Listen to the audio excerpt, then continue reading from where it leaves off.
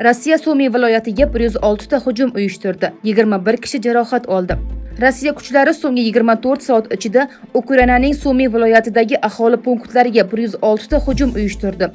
Hujumlar oqibatida 21 kishi jarohat oldi. Bu haqda Ukrinform xabar berdi. Qayd etilishicha, Rossiya harbiylari 29 ta aholi punktiga 44 ta alohida zarba bergan. Hujumlar sodir bo'lgan joylarda politsiya, tergov guruhlari va portlovchi moddalarni zararsizlantirish bo'yicha mutaxassislar ish olib borgan. Sumy shahrida boshqariladigan aviabombalar fuqarolik infratuzilmasi obyektiga borib tushishi oqibatida 19 kishi jarohatlangan. Shuningdek, ko'p qavatli turar joy binosi, avtomobillar va yoqilg'i quyish shoxobchasi shikastlangan. Eslatib o'tamiz, avvalroq Rossiya armiyasining Ukrainaning 3 ta yirik shahriga uyushtirgan hujumlari oqibatida kamida 10 kishi halok bo'lib, o'nlab odamlar jarohat olgan. Eron AQSh vakillari bilan uchrashmasligini e'lon qildi. Muzokaralarda yangi burilish. Eron AQSh vakillari bilan uchrashmasligini bildirdi. Washington va Tehron o'rtasida uzoq muddatli tinchlik kelishuviga erishish arafasida Eron rasmiylari AQShning yuqori darajali vakillari bilan yaqin kunlarda hech qanday uchrashuv o'tkazilmasligini ma'lum qildi. Bu haqda Reuters xabar berdi.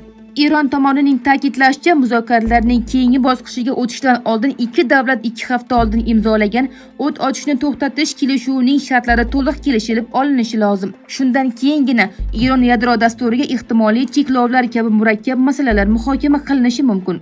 Qayd etilishicha, AQSh prezidenti Donald Trampning kuyovi Jared Kushner hamda maxsus vakil Steve Witkoff Qatar poytaxti Dohaga muzokaralar uchun yetib kelgan. Oq uy bu uchrashuvlarni yuqori darajadagi muloqotlar deb atagan. Biroq Eron Tashqi ishlar vazirligi matbuot kotibi Ismoil Baqoiy yaqin kunlarda Amerika tomoni bilan hech qanday darajada uchrashuv o'tkazilmasligini bildirdi.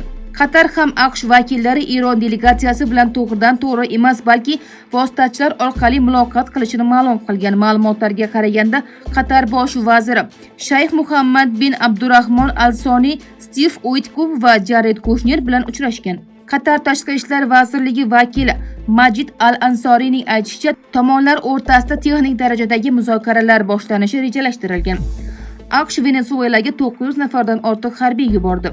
AQSh Venesuelada kuchli zilzilalardan keyin qutqaruv va gumanitar yordam ishlarini qo'llab-quvvatlash uchun mamlakatga 900 nafardan ortiq harbiy xizmatchi yubordi. Bu haqda Reuters xabar berdi. AQSh Janubiy qo'mondonligi rahbari general Francis Donovaning aytishicha, AQSh harbiylari qidiruv-qutqaruv ishlarida qatnashib, aeroport faoliyatini tiklashga yordam bergan hamda xalqaro gumanitar yuklarning mamlakatga yetib kelishini ta'minlash uchun havo va dengiz kuchlarini safarbar qilgan. Shuningdek, shikastlangan hududlarni aniqlash va yo'llarning holatini kuzatish uchun MK9 Reaper razvedka droni ham jalb etilgan.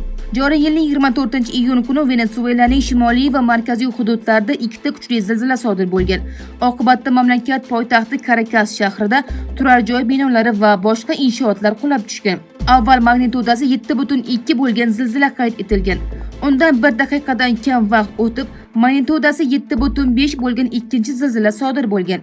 AQSh harbiylari Venesuelada uzoq muddat qolishni rejalashtirayotganligini bildirmagan. General Donovan missiya faqat gumanitar yordam va qutqaruv ishlarini qo'llab-quvvatlashga qaratilganligini ta'kidlagan. E'tiboringiz uchun rahmat. Videoga like bosing va kommentariyalarda o'z fikringizni qoldiring. Xayr, salomat bo'ling.